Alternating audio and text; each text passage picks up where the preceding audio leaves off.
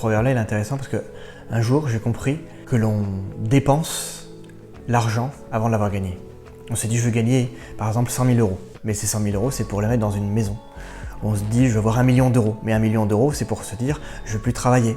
Donc en fait, on pense toujours à ce qu'on va dépenser. Quand tu vas recevoir de l'argent pour un travail salarié, ou quand tu vas recevoir de l'argent pour une mission de travail, si tu te focalises sur combien tu vas gagner en te disant « Waouh, ça va payer mon prochain voyage en avion », ou si tu te dis « ça va payer la voiture que je voulais rénover », ou ça va payer mon week-end », l'argent s'envole.